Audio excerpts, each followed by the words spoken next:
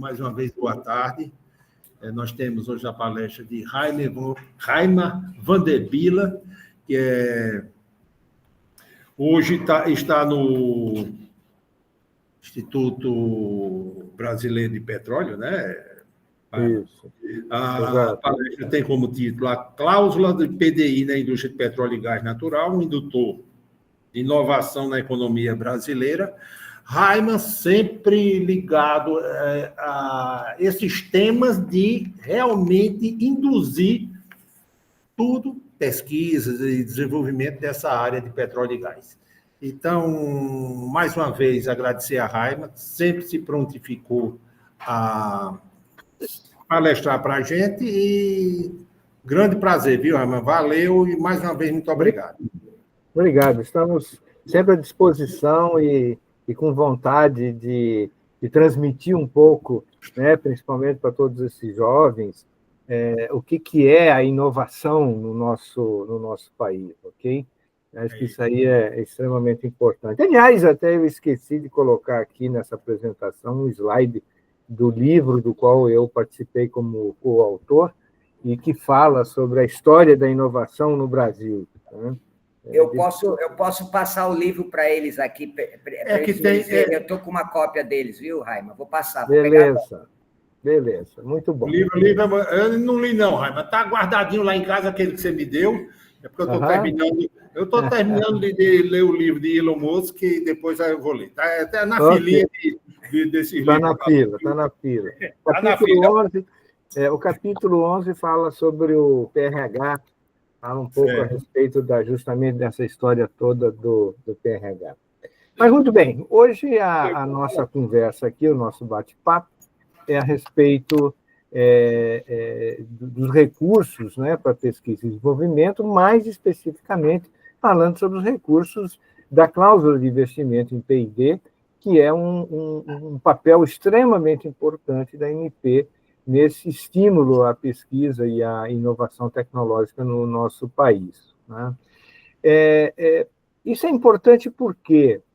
Porque eu entendo que grande maioria dos bolsistas do PRH, professores, pesquisadores, em algum determinado momento estão necessitando de recursos financeiros para os seus projetos de pesquisa e desenvolvimento, né? Então, é de fundamental importância que vocês conheçam um pouco o que existe, como é que funciona, de onde é que isso vem, o porquê que tem esse recurso e, enfim, o que tem por trás de toda essa história, né?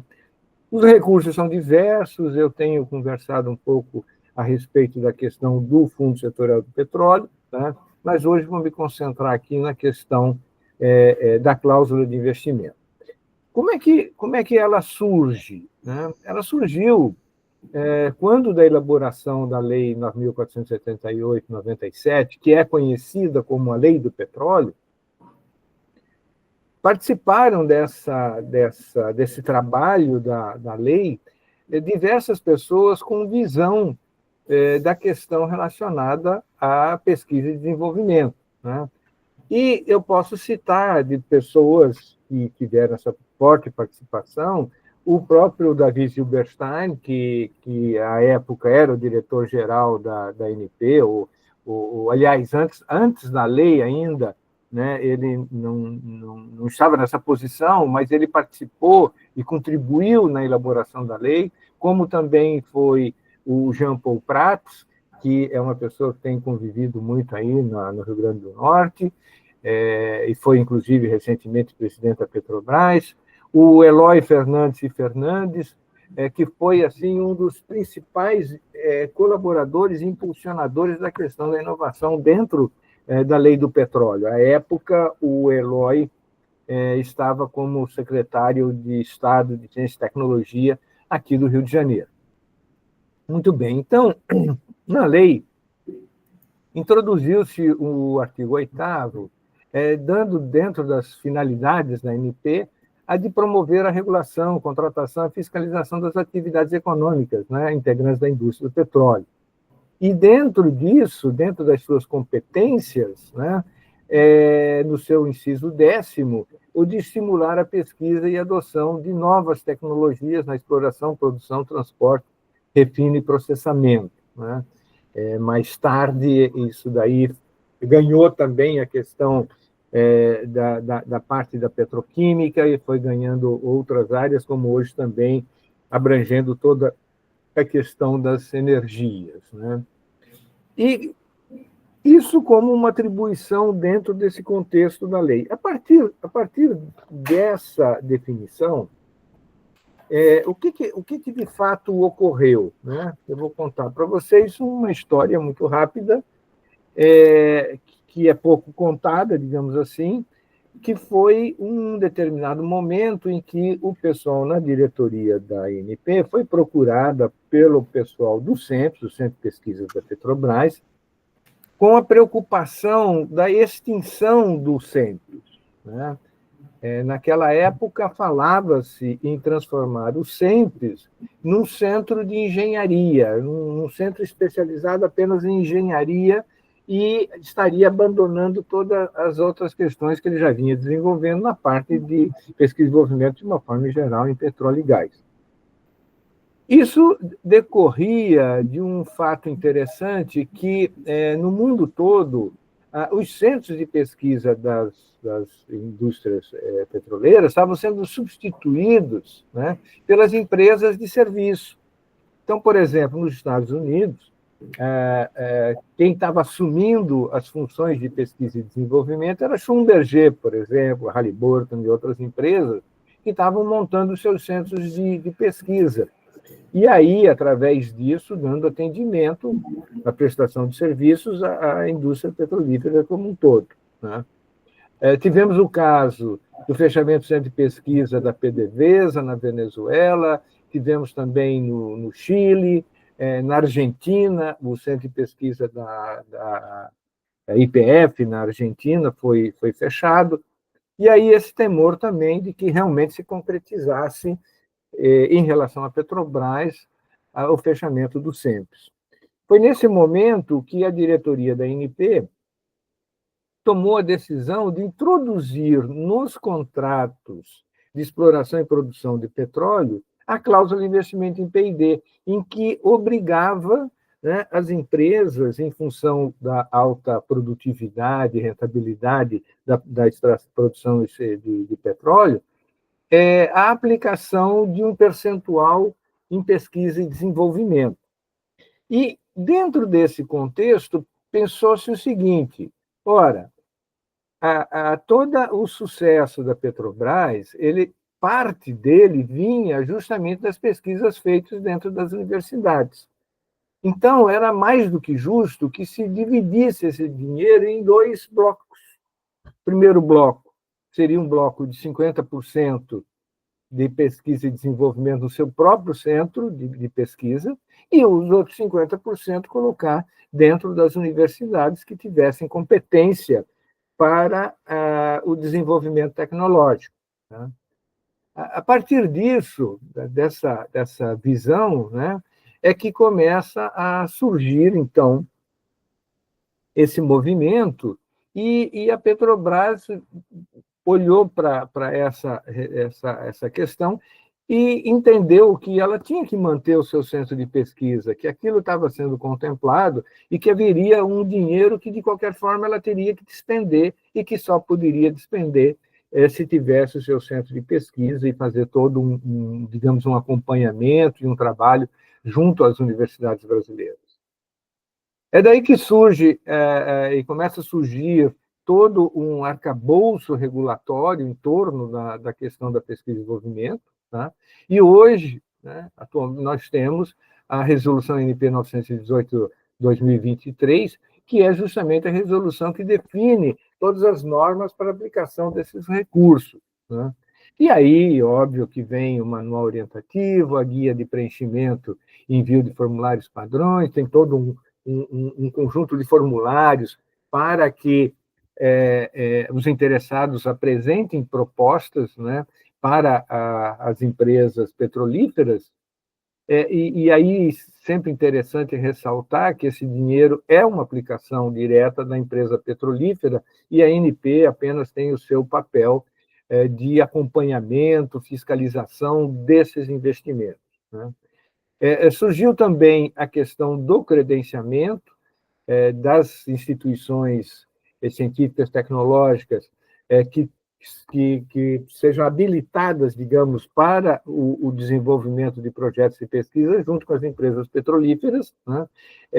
Esse credenciamento é feito pela ANP, que olha justamente para a sua infraestrutura, né? Tanto a infraestrutura física quanto a infraestrutura de pessoal para esse desenvolvimento, certo?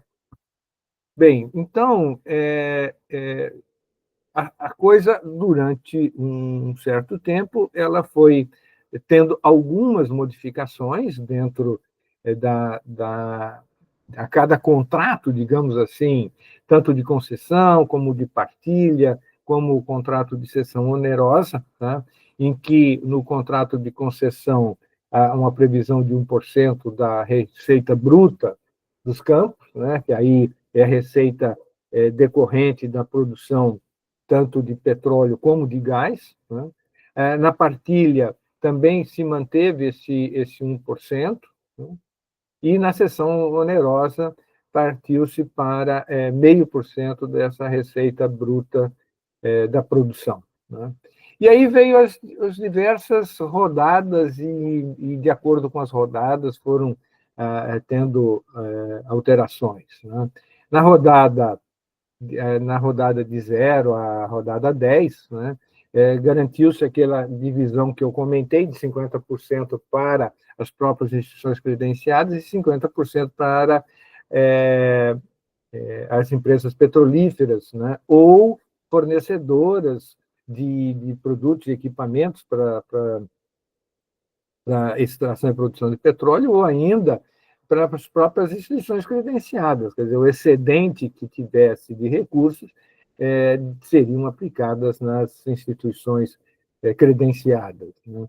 E no caso da cessão onerosa, e que prevalece até hoje, aquele 0,5% é aplicado integralmente nas instituições credenciadas, ou seja, nas universidades, nas instituições de pesquisa que trabalham com pesquisa. A partir de 2013, começou a ter algumas modificações, tá? E houve, então, uma obrigatoriedade de investimento de 10% nas empresas fornecedoras, ou seja, aquele 50% que era previsto inicialmente e que poderia ou não ser aplicado em empresas fornecedoras, passou a ter uma exigência de uma aplicação mínima de 10% em empresas fornecedoras, tá? Aqui tem toda uma história que, principalmente, as empresas fornecedoras de serviços reclamavam muito que o SEMPES, né, que é a Petrobras é o grande investidor nessa cláusula, colocava todo o dinheiro no SEMPES e não colocava nada junto às empresas fornecedoras, né?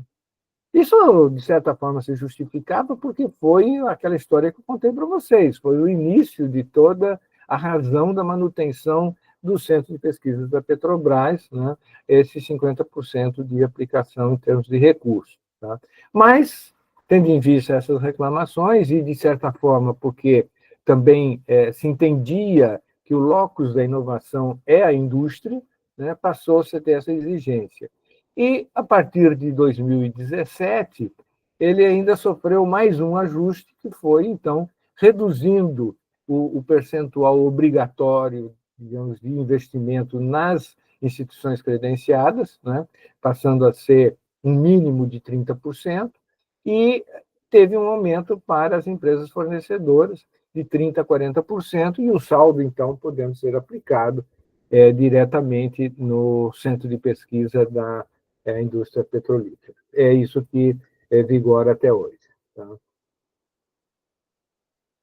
Em termos de investimento, modelo de investimento, né, a cláusula ela prevê, principalmente, que os recursos sejam aplicados em desenvolvimento tecnológico e inovação e não em serviços regulares, ou seja, você não pode utilizar o recurso da cláusula para serviços comuns, como, por exemplo, que eles falam de engenharia rotineira, por exemplo, aquilo que você tem que obrigatoriamente fazer para cada estudo de cada campo petrolífero, definições e imaginamentos e outras coisas que seriam regularmente utilizadas dentro daquela atividade. Somente projetos no Brasil, que podem ser contemplados, e justamente toda a regulação está sujeita às cláusulas dos diversos contratos, quer dizer, à medida em que vão ocorrendo modificações nos contratos, ele também vai definindo como fazer as aplicações. E isso quer dizer o seguinte, que até hoje, aqueles contratos das rodadas, da primeira rodada até a 10ª rodada, continuam a aplicação do recurso sendo feitos de acordo com aquelas regras, ou seja, meio a meio, em termos de investimento, né? Então, a aplicação ela é em função de cada rodada que ocorreu, né?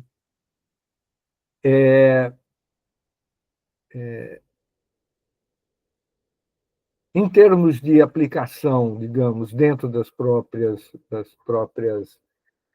empresas, né, que façam, digamos assim, fornecedoras de serviços, ou mesmo as questões relacionadas com as instituições credenciadas, ele é de livre destinação no sentido de que quem define o que deseja é a empresa petrolífera. A ANP não interfere. Contudo, ela poderá ter glosa de valores se não for colocado efetivamente em pesquisa e desenvolvimento, né? Então, aí, dentro dessa situação, a ANP pode não aceitar aquela aplicação do recurso, né? Bem, já comentei um pouco com vocês a respeito desse esforço que teve para aumentar a inovação, como resultado mesmo do projeto PDI, né, porque nós tínhamos inicialmente muitos projetos feitos dentro das universidades, mas que não viravam inovação, ou seja, eles não eram transferidos para o setor privado, não havia essa possibilidade, inclusive, de que as empresas pudessem utilizar parte dos recursos para transformar aquela inovação que foi feita dentro da universidade em, efetivamente, inovação do ponto de vista mais concreto da sua definição. E inovação é quando você coloca um produto no mercado e ele é aceito, né? Ou seja, eu costumo dizer que inovação é nota fiscal. A partir do instante que você vendeu um produto, é que efetivamente você está inovando. Até ali você estava simplesmente fazendo um processo de desenvolvimento tecnológico, né? Muito bem. E se nós olharmos para as áreas e objetivos dos projetos, né, nós vamos encontrar uma gama enorme de possibilidades de investimento. E aí é que entra um ponto bastante interessante para vocês, né? Os bolsistas, professores, pesquisadores, os futuros pesquisadores, né? E até mesmo uma das coisas que hoje, e que eu vou falar um pouquinho à frente, a gente defende muito, que é a criação das startups, a criação de novas empresas, né? Então, tem aí uma gama enorme, tá, de investimentos que passam desde lá da formação e qualificação de recursos humanos, que é o PRH, por exemplo, que é o grande programa hoje de formação de pessoal para a indústria do petróleo, né? As questões relacionadas com desenvolvimento e capacidade técnica de fornecedores, a questão de qualificação de produto, a construção de protótipo ou unidade piloto, de instalações laboratoriais, enfim, tem aí uma gama enorme de possibilidades de investimentos de uma forma geral. Quais são os principais fatores que influenciam essas obrigações, digamos, em termos de pesquisa e desenvolvimento, né? O que nós temos que considerar são, efetivamente, os valores que são gerados, né, decorrentes, primeiro, de um volume de produção, né? À medida em que a produção aumenta, esse investimento em pesquisa e desenvolvimento também aumenta. O segundo principal fator é o preço do barril do petróleo, que à medida em que o barril aumenta ou diminui de preço, você também vai ter um reflexo direto no montante gerado de recursos para pesquisa e desenvolvimento, né? Nós já tivemos ano em que caiu tanto o preço do petróleo que o recurso da cláusula também sofreu um corte drástico, inclusive até mesmo com, em alguns casos, a interrupção de determinados projetos de pesquisa e desenvolvimento. E o terceiro fator é o câmbio. Mas à medida que o dólar aumenta de valor, né, nós também vamos ter um aumento da arrecadação, que é o que está acontecendo agora. Quer dizer, embora o preço do barril do petróleo tenha caído um pouco nos últimos meses, mas o câmbio aumentou muito, então mantém uma estabilidade, digamos assim, ou até aumento desse valor de arrecadação. Só para ter uma ideia, nos 25 anos dessa cláusula, né, que ela começou a valer efetivamente em 1998, tá, já foram investidos cerca de 30,2 bilhões de reais. Um valor bastante significativo. E nos últimos anos, esse valor vem aumentando, sendo que no ano de 2023, esse valor foi de 3,9 bilhões de reais. E a perspectiva para o ano de 2024 ultrapassa os 4 bilhões de reais. Vocês veem que isso aí veio tendo um valor crescente ao longo do tempo, né? Crescente em função de produção, em função de preço de barril, como nós comentamos, né? E aqui nesse quadro vocês podem observar, né, essa divisão em torno do que é efetivamente a aplicação feita pela Petrobras e do que é a aplicação feita pelas outras empresas petrolíferas do setor, que hoje gira aí em torno de mais ou menos uns 20%. Esse gráfico ele não é muito feliz, não, porque ele termina no primeiro trimestre de 2023, sinalizando aqui como se fosse uma queda, o que na realidade não é, porque ele só considerou esse primeiro trimestre de 2023. Como eu falei, ele fechou em 3,9, um pouco inferior a 2022, quando o preço do barril do petróleo estava bastante alto, né? E também agora um pouco inferior ao que deverá ser o fechamento de 2024.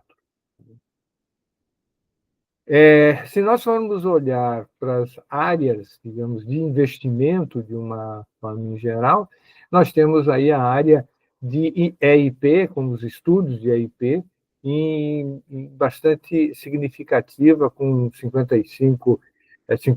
praticamente 56% dos investimentos no setor. O que é bastante compreensível, tendo em vista que o objetivo das empresas com este tipo de investimento é o objetivo de melhorar as condições de exploração e produção, né? Às vezes é até um pouco difícil também de você dividir o que está somente dentro de AIP e está em outras áreas. Mas podemos aqui observar já um crescimento em outras fontes de energia, tá? Na questão da regulação, temas que são temas transversais e coisas dessa natureza. Então, enfim, há uma boa distribuição desses investimentos, tá? Hoje, se nós formos olhar aí para, digamos, quais são as principais temáticas, né, que vêm sendo trabalhadas, né? Uma delas é a questão, e a principal hoje, é a inteligência artificial. A inteligência artificial é alguma coisa que vem chamando muita atenção em diversos campos, né, diversas áreas distintas, né? Temos a questão de permeabilidade, que é justamente para a gente poder entender os processos de recuperação dos campos de petróleo, a questão da rocha digital, que a gente chama, que é a questão da digitalização das amostras coletadas durante a pesquisa e o desenvolvimento de um campo de produção, e aí vem um conjunto de outras questões, como garantia de escoamento, simulação numérica. Tá crescendo muito a questão voltada para os combustíveis, né? Não aparece muito aqui, mas muito se trabalhando na questão do SAF, né? Combustível de aviação, os combustíveis, enfim, com uma menor pegada de carbono. Temos também toda uma questão de estudos da redução da concentração de CO2 na produção de petróleo em si, né, para reduzir essa questão dos gases de efeito estufa, né. Se nós formos olhar para as aplicações de recursos, como, digamos assim, os impactos dessa cláusula no Sistema Nacional de Ciência e Tecnologia, a gente tem aí números bastante interessantes, né? Nós temos hoje cerca de 170 instituições credenciadas. Dentro dessas 170 instituições, a gente tem cerca de 1.000 unidades de pesquisa, ou seja, são fontes distintas de atividades, né? São grupos distintos de atividade de pesquisa e desenvolvimento dentro dessas instituições credenciadas, né? Temos aí uma boa distribuição em termos de região, com 11 no norte, 12 no nordeste, aliás, 32 no nordeste, 24 no centro-oeste, 83 no sudeste e 36 no sul, né? O sudeste, evidentemente, que tem levado, digamos, a grande maioria dos projetos de pesquisa que são realizados, e com um número grande de instituições credenciadas que já eram, digamos, originais, né, dentro do setor petróleo e gás, né? Temos diversos projetos de grande porte que foram financiados com recursos da cláusula de pesquisa e desenvolvimento, tá? Eu sinalizaria aqui o Sirius, que é aquele acelerador de partículas que tem lá em Campinas, em São Paulo, tá? A questão do separador de CO2 no fundo do oceano, ou seja, ao invés de você mandar o CO2 para cima, para a plataforma, para depois separar, para depois voltar e reinjetar, ele já é reinjetado diretamente lá do fundo do oceano. Isso aí foi um projeto muito, muito interessante para reduzir, né, o peso da plataforma, tá? O fato de o CO2 ter que subir e descer, até que não é tão problemático, mas o problema é que as plataformas elas estão cada vez sendo mais condensadas em termos de equipamentos. Isso representa espaço e representa peso nas plataformas, e aí elas têm que começar a ganhar maiores dimensões, o que gera custo e uma série de outros problemas, tá? Temos também aí um trabalho bastante interessante de um robô submarino, Flatfish, né, que também é um robô bastante interessante em termos operacionais, tá? Como infraestruturas de uma forma geral laboratorial, que foi financiada com recursos da cláusula, tá? Nós temos aí o laboratório do centro de... Eu não consigo ler direito aqui. Sim, é um laboratório que está ligado aí à Marinha do Brasil, lá em Belém. Nós temos o NUPEG, né, famoso NUPEG, PRH 44.1, né, que é uma das instituições que foi beneficiada, no caso aqui, com os seus laboratórios e também com o próprio prédio aí, que foi construído na época com recursos do PRH.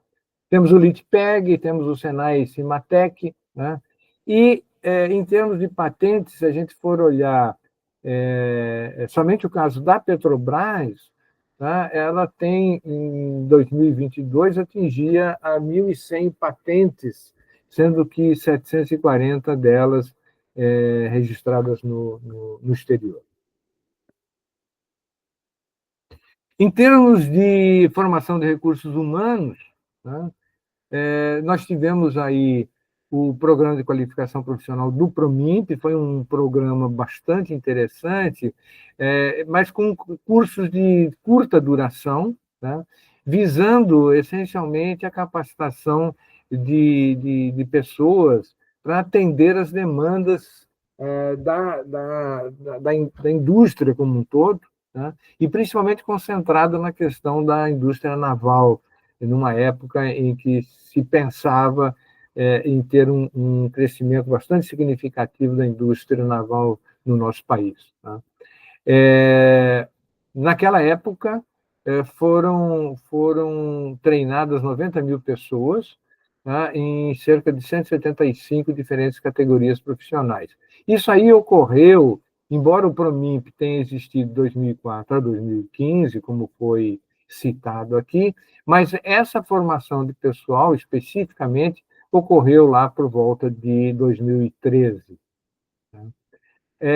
O segundo grande investimento é o Programa de Capacitação de Recursos Humanos da ANP, o PRH-ANP, né, que começou, o primeiro período foi de 1999 a 2015, naquela oportunidade, então, com a formação de 8.290 pessoas, isso aqui engloba cursos técnicos de graduação, mestrado e doutorado, né?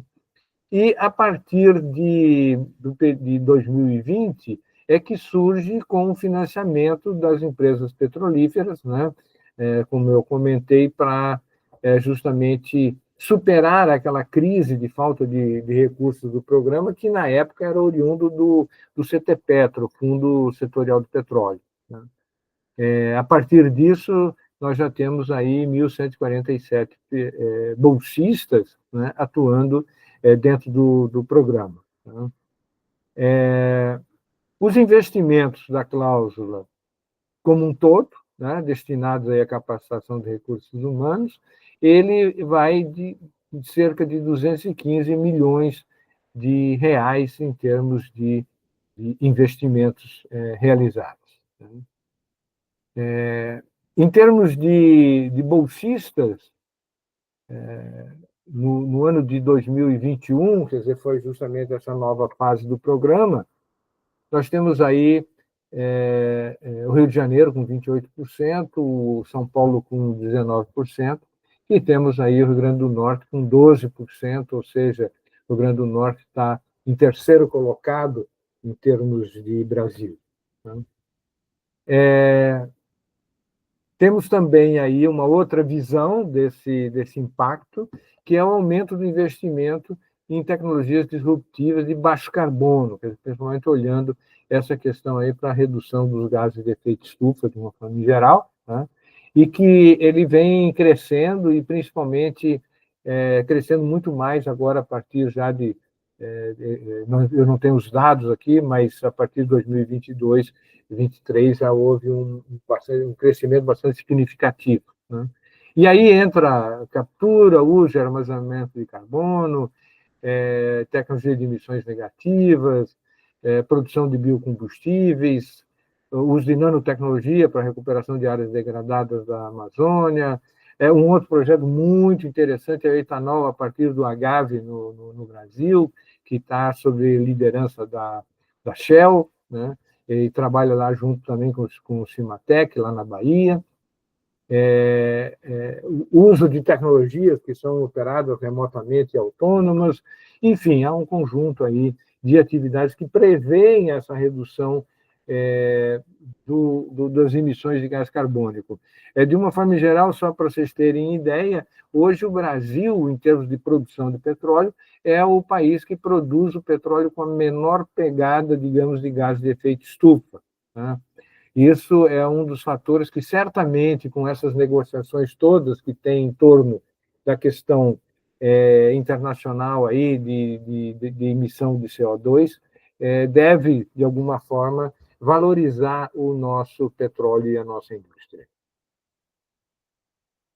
Em termos de tecnologia da inovação, tá? Nós temos aí um conjunto de tecnologias com um bom potencial de transformar e desenvolver a indústria de óleo e gás, né, que olha a questão da robótica, do monitoramento como um todo, a parte das sondas de alta eficiência. Uma das coisas bastante interessantes que se olha em termos de pesquisa de médio prazo é a perfuração a laser. Isso aí é um objetivo já eu diria, centenário, né, de se buscar alguma coisa diferente do que a broca convencional, né? Lembrando que os chineses começaram a perfurar poços usando bambu, né? Enfim, temos aí diversas outras questões relacionadas a sistemas operacionais, nanotecnologia, né, e coisas do gênero como um todo. Tá? Em termos de tendências com maior impacto para o mercado em si, de óleo e gás, nós temos aí a questão da crescente de Big Data, mudança no perfil de consumo de energia, descarbonização, avanço em novas fontes de suprimento, incorporação de novas tecnologias nas empresas, enfim, aí é toda uma questão de uma pesquisa que foi recentemente realizada, buscando entender o que a indústria estava buscando em termos de tendências. Tá? Um outro ponto bastante interessante, né, são os programas de inovação aberta que vem acontecendo dentro da indústria. Tá? E aqui nem todos esses programas utilizam recursos da cláusula. Tá? A gente vê aqui o caso da Petrobras, com conexões de inovação, a questão da Equinor, por exemplo, ou são empresas de petrolíferas, da própria Shell, que utilizam recursos da cláusula. Porém, as outras empresas que não têm obrigação de investimento têm realmente alguns programas próprios, né, olhando investimentos, digamos assim, nessa questão da inovação aberta, que hoje em dia, e cada vez mais, é importante nesse contexto de desenvolvimento. Quer dizer, se entende que uma empresa sozinha não pode fazer muita coisa, mas uma empresa, junto com outras e junto com instituições de pesquisa, pode fazer muito mais. Né? Aquela velha história de que uma andorinha só não faz verão. Certo? E aí os grandes temas que são discutidos dentro dessas empresas, de uma forma geral, e dentro desses programas de inovação aberta, é a questão da transição energética, da digitalização e eficiência operacional, novos materiais e revestimentos, a questão da saúde, segurança e cibersegurança, né? E, de uma forma geral, novos serviços, produtos e até mesmo de fidelização de clientes. Dentro ainda desse contexto da inovação aberta, nós temos também um programa específico do IBP, que é o IUP. Né? O IUP é o hub de inovação do IBP e que conecta, digamos assim, o setor de óleo, gás e energia através justamente de toda essa estrutura do IBP, né, das comissões técnicas, dos eventos que o IBP trabalha, e essencialmente com o objetivo de promover a conexão e a colaboração entre esses diversos agentes do ecossistema de energia, né, visando aí a construção de uma indústria competitiva e sustentável, que é o grande objetivo do Instituto Brasileiro do Petróleo e Gás. Tá? O IUP ele funciona como uma unidade do IBP que tem lá a sua própria área disponível para quem se associa, para apresentações, para trabalhos, para discussão de temas, né? E aí ele, através de um conjunto de desafios, buscando soluções, né? Como programa de imersão, programa de desafios, ambiente de testes, aceleração de negócios, co-space, hackathons, a parte de capacitação de cursos que são feitos, eventos e networking, né? Dentro desse contexto, né, ele busca aí um conjunto de desafios, olhando principalmente as startups, os jovens, né? Um outro conjunto que é as próprias ICTs e as universidades, e os empreendedores, de uma forma em geral, né? Orientando para essas atividades. Tá? Hoje, os financiadores, digamos assim, do IUP, a BIP, que é uma empresa de consultoria que trabalha muito na própria organização do IUP, o Grupo Ipiranga, Ocean, Radix, a Repsol, Sinopec, Subsea 7, Shell, a Vibra, o Colab, que é um dos programas de inovação aberta, Total Energia, a Sinergás e a SBM Offshore, que são empresas que trabalham dentro desse contexto, e aí, junto com alguns outros parceiros, como a Beólica, a Biogás, a Apex Brasil, o SEBRE, o CIEDS, a PSR, são outros parceiros que contribuem nesse processo de desenvolvimento. Né? Só lembrando que o IUP é uma atividade privada, digamos assim, do IBP, que não conta hoje com recursos da cláusula de investimento em P&D, mas que ele trabalha orientando as startups, os empreendedores que participam, com relação à captação de recursos, principalmente da cláusula de investimento em P&D. Um outro programa, novo programa, né, eu não sei quantos de vocês estiveram lá em Balneário Camboriú, mas tiveram a oportunidade de, no PD Petro, de assistir às apresentações lá da ANP, falando um pouco a respeito do NAVE, que é o programa ANP de empreendedorismo, e que visa financiar projetos de pesquisa e desenvolvimento, e objetivando, evidentemente, que a inovação, para as startups que se candidataram ao programa. Tá? Na semana passada, houve o encerramento das inscrições e nós tivemos aí 331 inscrições. Foi muito interessante, porque elas vieram de 264 startups localizadas em 19 unidades da federação, ou seja, a grande maioria, tá? Nas 5 regiões brasileiras. Digamos, foram colocados para esse edital 67 desafios, né?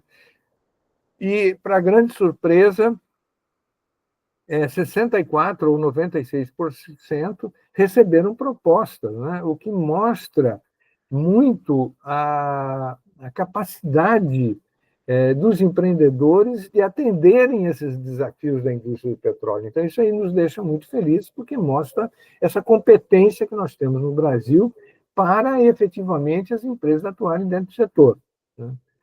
Ou seja, todas essas expectativas, né, colocadas foram amplamente atendidas.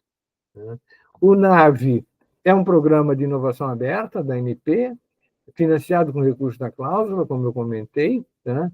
E que, em termos, digamos assim, de objetivos, né? Ele visa fomentar as startups em novos modelos de negócio, estimular empreendedorismo, promover a inovação para desafios comuns, incentivar, de uma forma geral, empresas da cadeia inovadora, fornecedora, né? Até no sentido dessas empresas buscarem um pouco mais as próprias startups para, digamos, um desenvolvimento até conjunto de produtos, né? O desenvolvimento de tecnologias em temas prioritários, também de induzir a cooperação entre as ICTs e as startups. E nesse programa foram investidos 28 milhões de reais, ou melhor, serão investidos 28 milhões de reais no decorrer aí do próximo ano. Participaram 8 empresas, né, que são empresas essas que têm obrigação de investimento, né, na cláusula, né? Cada uma dessas empresas colocou 3,5 milhões de reais para o funcionamento desse programa. Tá? Por fim, queria comentar que o IBP tem uma série de publicações que vocês podem baixar sobre maiores detalhes sobre o que é a cláusula de pesquisa e desenvolvimento, sobre a cartilha de boas práticas para empresas do setor de petróleo e gás e parceiros tecnológicos em projetos PDI. Isso aqui é muito interessante, essa publicação, porque ela traz uma série de dicas a respeito dos investimentos em pesquisa e desenvolvimento, quer dizer, para aquelas instituições que estão efetivamente apresentando propostas para as empresas petrolíferas, né? E como também depois todo o acompanhamento do projeto, todas as questões relacionadas com a parte de prestação de contas. Tá?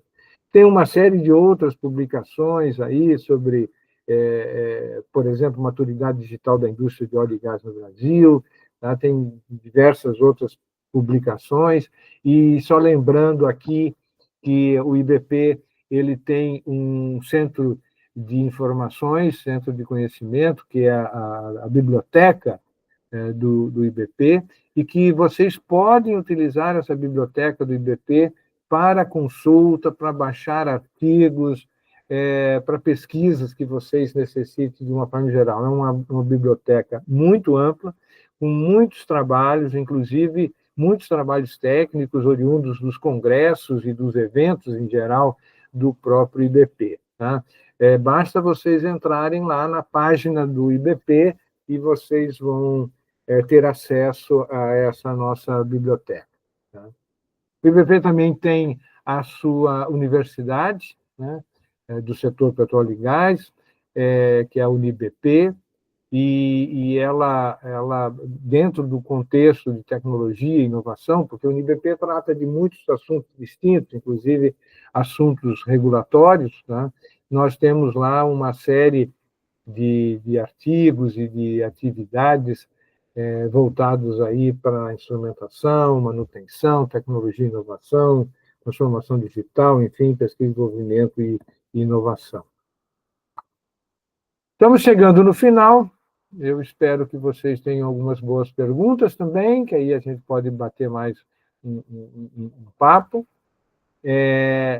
Mas o que eu queria dizer aqui nesse final, com as conclusões, é que, apesar de que a gente teve grandes avanços com a cláusula de pesquisa e desenvolvimento, nós ainda encontramos muitas dificuldades em diversas áreas, em termos da busca da inovação tecnológica no nosso país. Né? Uma delas é que os investimentos em digitalização de processo eles estão muito concentrados ainda em áreas não operacionais. Né? A gente precisaria ter mais gente trabalhando em termos de digitalização desses processos nas áreas operacionais, efetivamente. Né? Temos poucos centros dedicados a esse tipo de trabalho. Um deles por exemplo, o pessoal lá de Alagoas, que tem um laboratório que trabalha muito com essa questão de desenvolvimento por exemplo, de estacas torpedo. Tá? Alguém está com... ok, fechou. O segundo ponto, que as tecnologias que hoje estão dominantes, os relatórios automatizados, nuvem, dashboards, coisa e tal, eles trazem alguns quick wins, como se fala, mas ainda são centrados em questões de respostas muito rápidas, né? buscando, digamos assim, questões pouco eficientes ou pouco significativas para a indústria do petróleo como um todo. A gente precisaria se aprofundar mais nessa questão desses sistemas de relatórios automatizados, nuvem e tudo mais.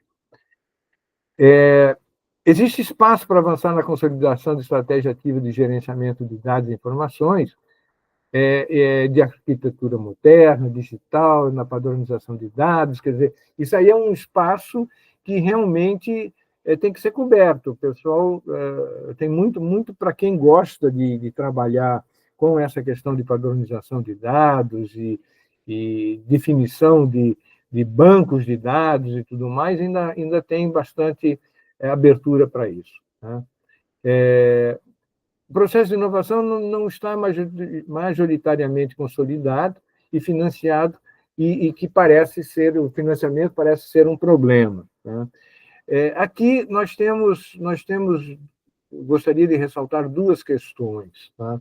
Uma que me surpreendeu muito, ontem eu participei do comitê gestor do CTPetro, Fundo Setorial do Petróleo, em que foi feita uma apresentação sobre os financiamentos na área de energia como um todo, provenientes dos diferentes fundos setoriais, tá? Eles agruparam os financiamentos em energia dos diversos fundos, hoje são 16 fundos setoriais, tá? Mas nem todos, evidentemente, que participam disso, mas, de qualquer forma, fizeram essa apresentação.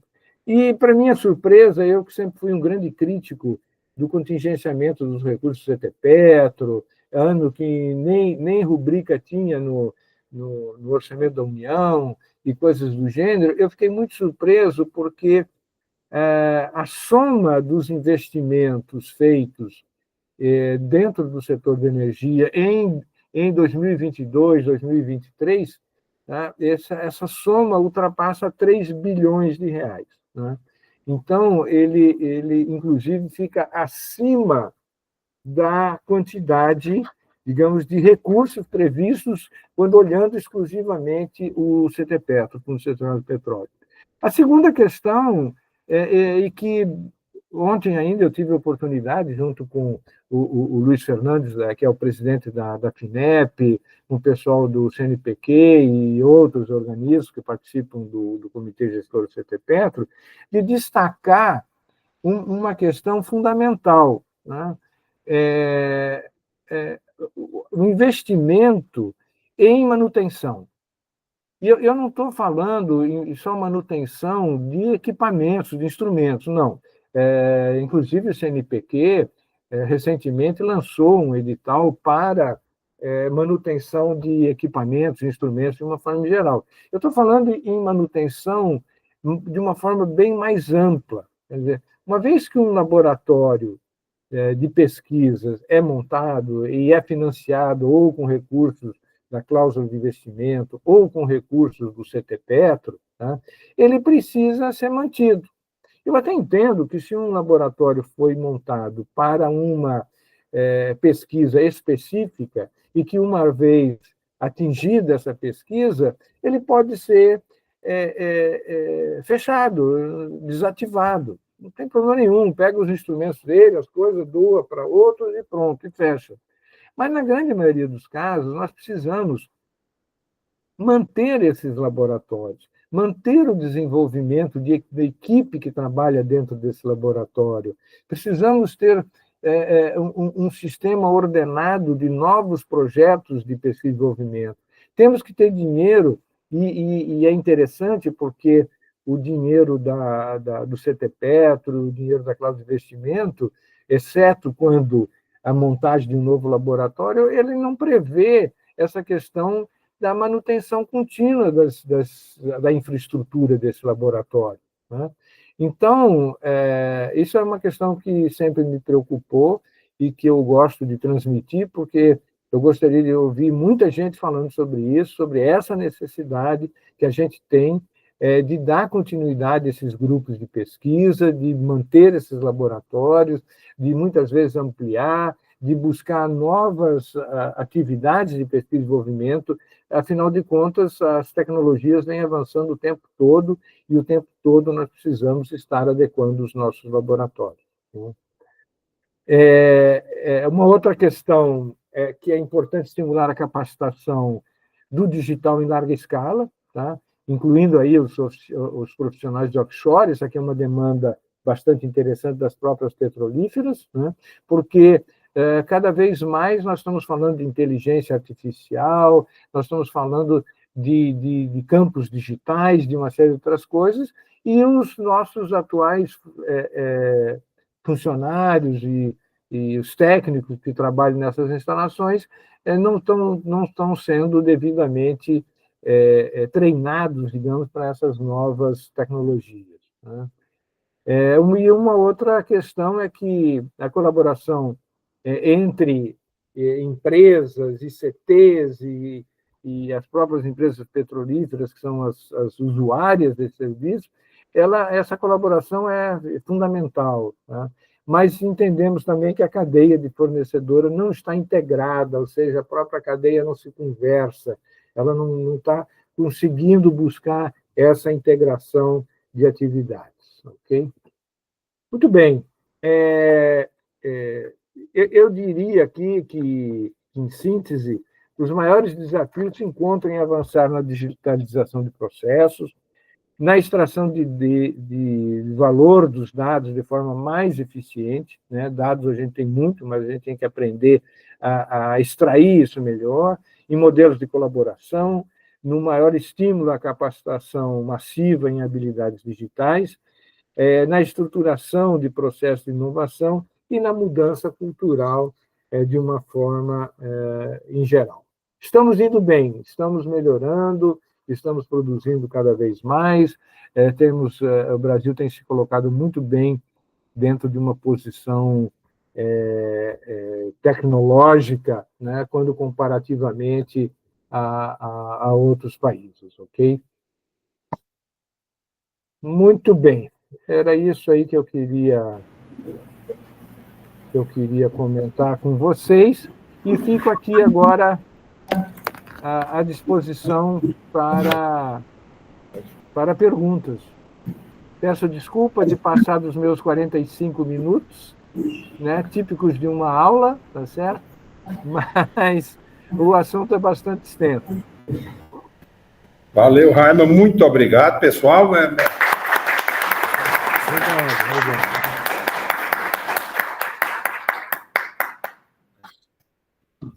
Raima, eu queria abrir, antes de passar a palavra para os alunos, que eu acredito que tenha, espero que tenha, viu, pessoal? Muita dúvida para perguntar para esses negócios. A palestra superou todas as expectativas. Realmente, você deu uma visão geral e deu muitas ideias para quem quer ter ideias novas.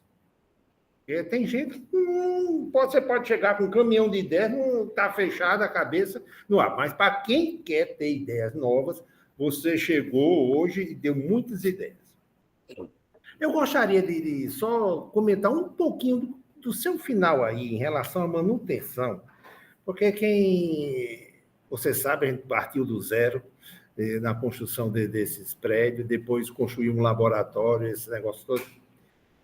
Isso dentro da universidade, eu tenho 2 exemplos de cabeça. Um você conhece bem, que é o exemplo que as coisas funcionam bem, aqui dentro da universidade. Tem um laboratório de combustíveis lubrificantes lá de Antônio e Walter, tá certo? Ali o que é? Ele faz uma prestação de serviço e tem todos aqueles equipamentos em dia, com manutenção certa. Lógico que deve ter seus pepinozinhos, mas isso aí, com manutenção certa, com funcionários pagos pelo projeto para funcionários específicos para lidar com equipamento A, B, C, D, fazer análise de uma maneira geral. Isso é um caso à parte dentro da universidade. O que é que a gente vê mais dentro da universidade? Nós compramos um equipamento, hoje, em função da alta tecnologia, 5 anos depois, esse equipamento está defasado.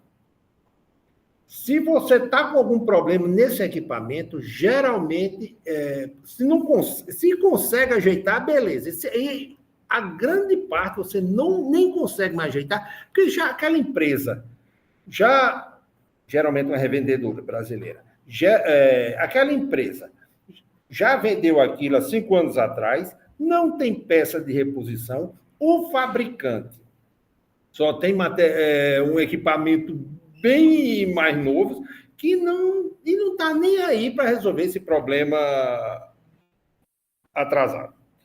Uma coisa que eu vejo dentro da universidade, se eu tivesse de começar, porque cabelo branco dá essa vantagem, né? Você depois parar a pensar, se eu tivesse de começar, eu faria isso.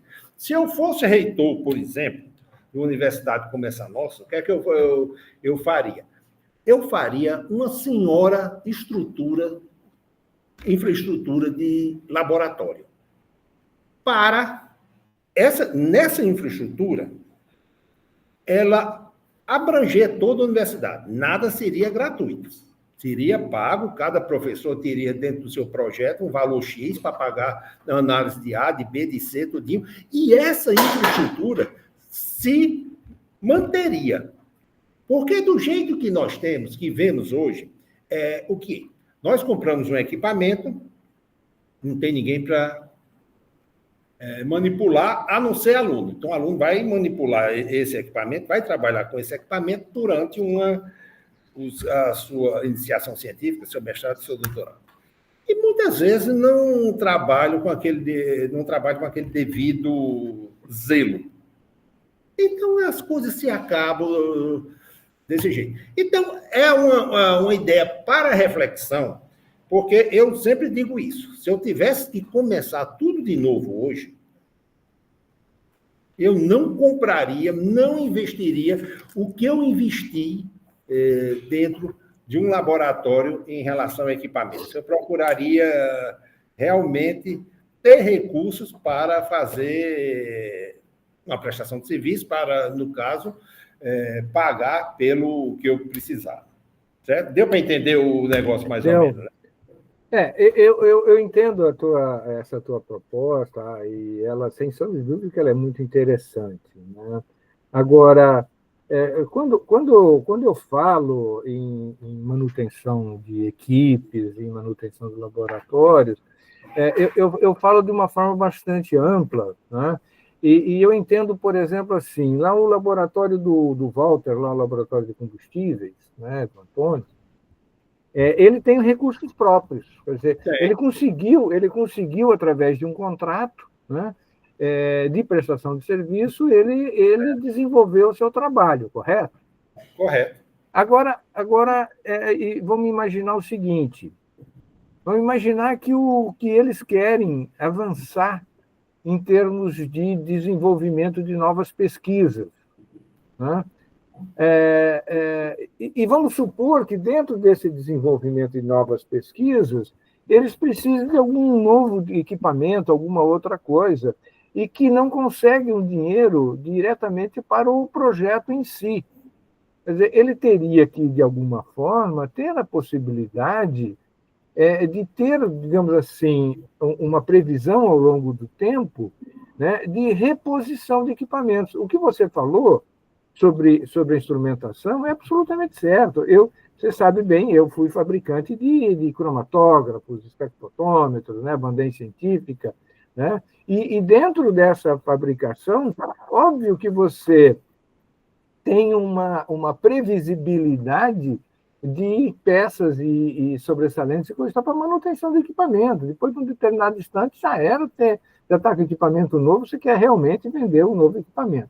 Mas voltando ao caso lá do Antônio, tá, e do Walter, eu diria o seguinte: vamos supor, ontem eu tive uma informação interessante do Daniel, diretor da NP, né, da dificuldade que existe entre você poder fazer uma análise de diesel verde e diesel fóssil. Porque a similaridade é tão grande, tá, que você não tem hoje um método analítico, tá, para poder ver uma coisa e outra. Você teria que usar carbono 14 para você poder saber qual é que é o fóssil. Porque dentro das outras características, elas são tão intricadas que você não sabe exatamente qual que veio da onde, né? Então, Essa é uma mensagem direta dizendo o seguinte: alguém tem que desenvolver uma tecnologia para poder saber o que é o quê, né? Porque precisa fazer análise. E como é que você faz isso? Né? Quer dizer, como é que você busca recursos, como é que você trabalha, como é que você aumenta... Então, enfim, eu queria só comentar que essa questão da manutenção é uma questão muito complexa, tem que ser muito bem pensada, né? E dentro disso, quando você fala em laboratórios, eu costumo chamar de laboratórios consorciados, né? Eu entendo que você, por exemplo, quando você vai fazer um projeto de pesquisa e vai usar um laboratório consorciado, que você deveria colocar dentro do seu custo de pesquisa o pagamento dos instrumentos que você vai usar lá naquele laboratório. Né? E é por aí mesmo. A ideia seria essa. E foi por aí que o CTDUT foi montado. Só que o Centro de Tecnologia em Dutos, né, ele é um laboratório que não tem suas pesquisas próprias, é pesquisa das universidades e outras instituições de pesquisa, empresas, mas que, curiosamente, quem busca o CTDUT são as empresas, as universidades não. As universidades preferem montar o seu próprio bloquinho, seu próprio quadradinho para poder fazer pesquisa ao invés de usar aquilo que já está pronto. É impressionante isso, né? Então, enfim, é um outro problema a ser enfrentado e eu acho que o caminho é esse que você citou, é ter um laboratório consorciado, ter um laboratório central. Agora, culturalmente, a gente tem que trabalhar aí os egos todos que existem em torno dessa questão. É isso. Valeu. Então, bem, pessoal, vamos agora, vocês. Eu vou fazer... Depois eu converso com vocês. Alguma pergunta? Não vamos deixar passar batido, não, viu? Chega aqui perto para perguntar, que fica mais próximo do microfone. Quer que eu vire para lá? Não precisa virar, não, é só chegar aqui mais perto. Chega, gente. Bora. Vai, Felipe. Felipe, vamos lá. Felipe, Felipe, eu vou dizer uma coisa. Realmente, a palestra deu como eu falei, uma ampla margem de ideias, de coisas novas para vocês. Viu? Então, aproveite. Aproveite, você está diante de um cabo que entende do riscado. Eu vou inverter. Eu vou perguntar para eles, quem de vocês querem ser empreendedor?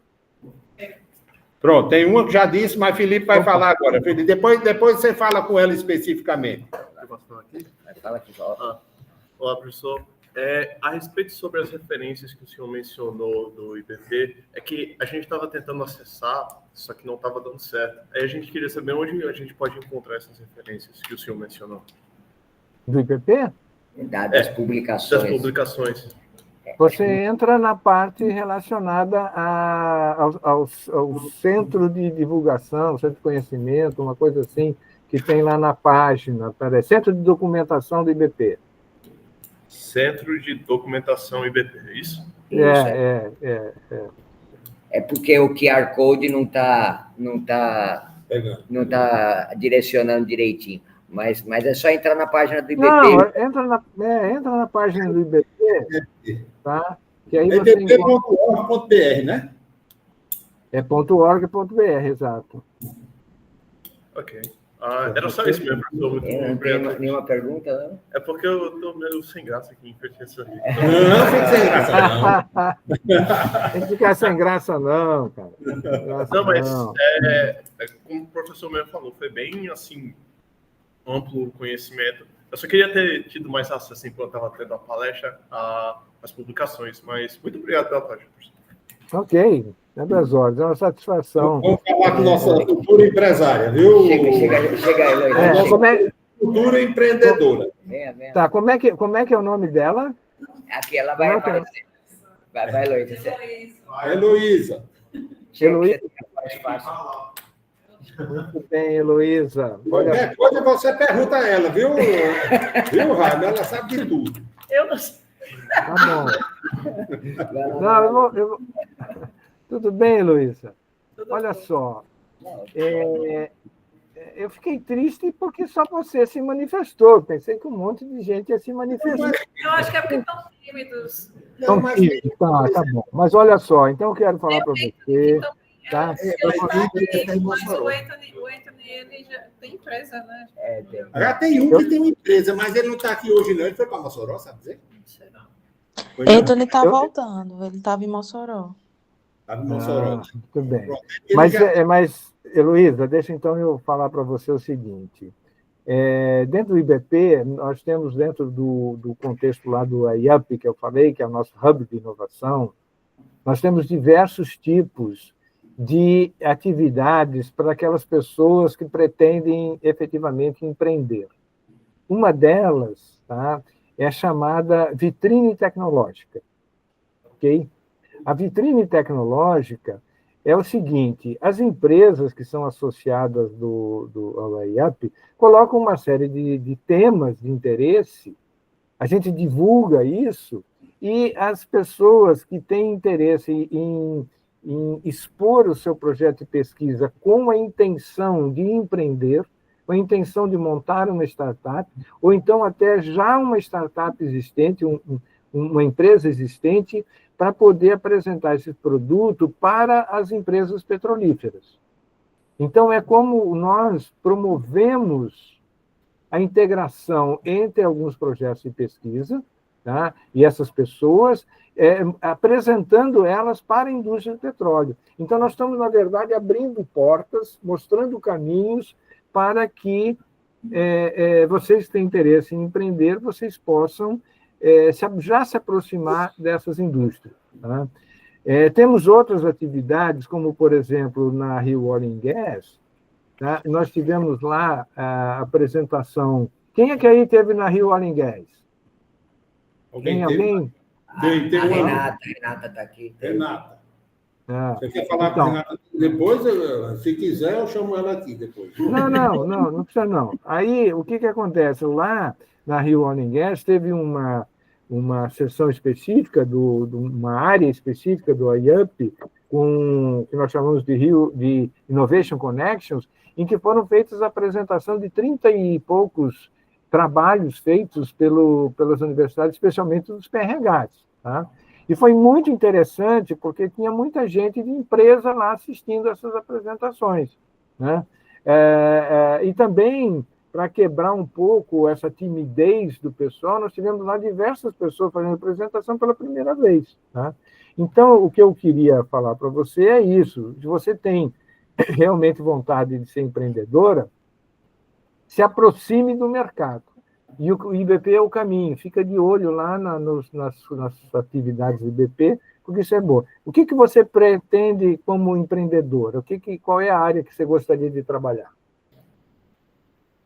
De análise química, juntamente com a internet das coisas, pegando essa questão também de geoprocessamento, unir isso tudo em um só. Tá. Você está pensando em gêmeos digitais também, coisas dessa natureza? Sim. Muito bom. Bom caminho dentro da indústria do petróleo, principalmente se você olhar para a área de segurança. Tá? Essa questão toda de internet das coisas, além de evidente que de toda a parte de automação, tá? Uma das coisas que preocupam muito, e aí juntando essa questão de gêmeos digitais e tudo mais, também é essa questão da segurança do trabalho dentro da indústria. Ok, Heloísa, obrigado e sucesso para você. Eu espero que você chegue lá, tá bom? Beleza, Raima, deixa eu ver se tem mais alguém. Bora, gente, vai, Lucas, bora. Não tem nada para falar. O CO2 está satisfeito? A minha chefona do SPE vai falar alguma coisa ou não? Não. Aqui tem uma chefona do SPE, viu, Raima? E a carioca, viu, Raima? É carioca ainda por cima? Ele veio fazer engenharia química por aqui, viu? Deixa ele aproveitar para conhecer o professor do auditório. Muito bem. Ok, pessoal. Bem, pessoal, sério. Alguém gostaria de fazer mais alguma pergunta? O pessoal está batendo palma aí. Tem bastante online e presente também, viu, Raima? A turma online, como é que é? A turma online, não. quer fazer alguma pergunta? Tem bem mais presencial, porque a gente tem recomendado fortemente os presenciais. Vamos ver se tem alguma pergunta aqui no chat. Talvez tenha, viu? Mas aqui está aberto ainda, né, professor Afonso? Tá todo mundo... Pronto, já colocaram o link do IBP, viu, Raima? Aqui. Tá ótimo.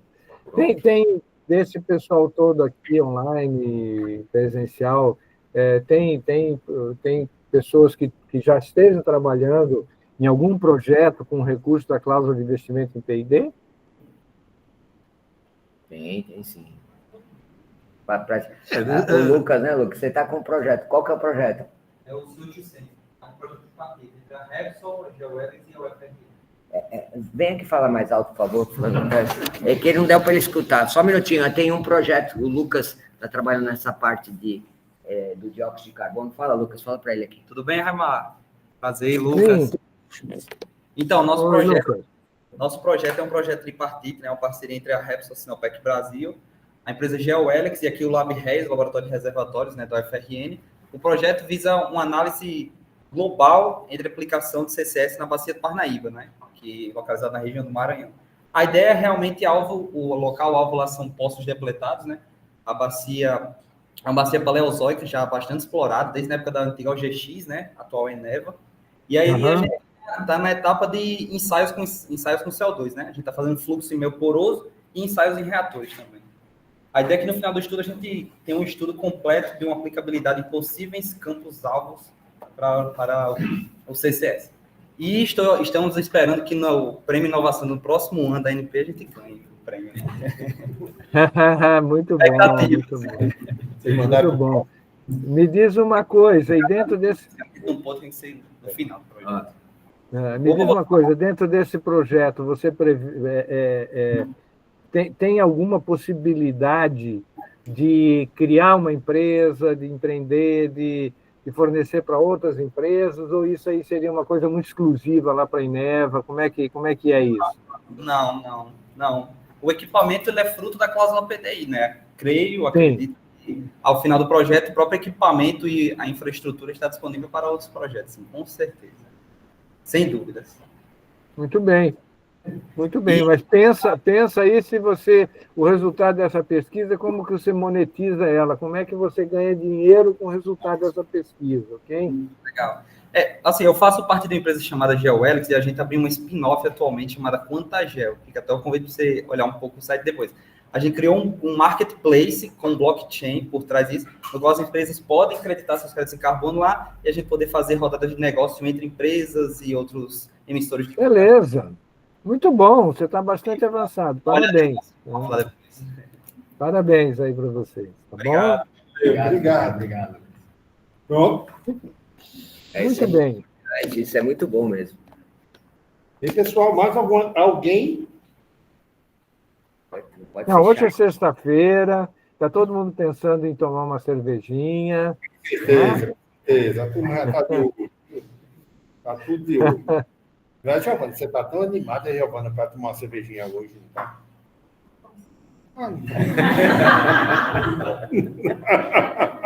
Tá vendo? Eu peguei logo uma pessoa que não toma cerveja. Tá bom. Não tem nada mais. Ok. Tem zero, tem cerveja zero, viu? Tem cerveja zero. Uma vodka, agora vai colocar uma real. Logo, para arrancar a tampa, viu? Logo, só vodka, viu, Raio? Muito bem. Ok. Obrigado aí vocês pela assistência, por me aguentar esse tempo todo. Tá? Espero que disso vocês tenham extraído alguma coisa que seja importante para o futuro de vocês. Tá? Porque esse é o nosso principal objetivo, estar trabalhando com essa questão de futuro. E eu queria, então, terminar com uma frase que eu tenho já de muitos e muitos anos, que diz o seguinte: viver a inovação é como viver os sonhos de Dom Quixote. Você nunca alcança, mas também nunca desiste. Beleza. Certo? Valeu, Raio. É isso aí. A gente está sempre correndo atrás, Afonso. É isso, é isso, é isso. Ok? Obrigado. Bom final de semana para todo mundo. Tá? Um grande abraço. Obrigado, Afonso. Obrigado, Oswaldo. Tá? Sempre uma satisfação atender aí essas demandas de vocês. Tá? Enfim, estamos juntos. Tá? Um grande abraço para todo mundo. Obrigado. Dá lembrança a Marilena. Tudo de bom. Será dado. Tá? Um grande abraço. Tchau. Igualmente aí para a Tereza Neumann. Tá? Obrigado. Tchau. Tchau.